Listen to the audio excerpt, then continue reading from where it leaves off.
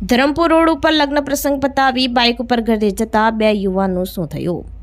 આ બનાવ અંગે ઘટના સ્થળેથી મળતી માહિતી મુજબ મહારાષ્ટ્ર બોર્ડર ઉપર આવેલા તલાસરી નજીકના વેવજી નાનાપાડા ખાતે રહેતા 36 વર્ષીય જીતુ પ્રવીણભાઈ ધોડી અને 33 વર્ષીય મનોજ ચંદુભાઈ ધોડીનાઓ ગતરોજ વલસાડના ધરમપુરના નાગરિયા ખાતે રહેતી તેમની બહેનને ત્યાં લગ્ન પ્રસંગે આવ્યા હતા અને ત્યાંથી ગતરોજ મોડી રાત્રે FZ બાઇક નંબર GJ15DA 3763 પર ઘરે જવા માટે નીકળ્યા હતા। તે દરમિયાન ધરમપુર રોડના પાથરી ગામ નજીક બડશા ભવાની માતાના મંદિર નજીક બસ સ્ટોપ પાસે તેમની બાઇકના અકસ્માત નડતા બંને મિત્રો રસ્તા ઉપર પટકાયા હતા, જેમાં બંને યુવાનોને માથાના ભાગે ગંભીર ઈજા પહોંચતા ઘટના સ્થળે જ બંને યુવાનોના મોત નીપજ્યા હતા।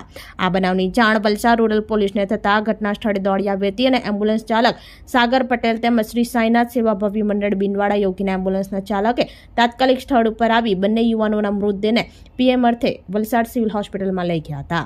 આ અકસ્માત કેવી રીતે થયો તે હજુ સુધી જાણી શકાય ન હતું।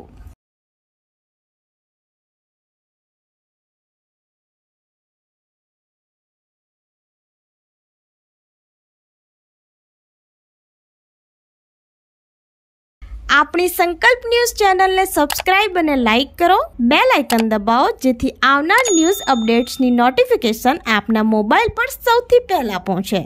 Like, subscribe and share the video.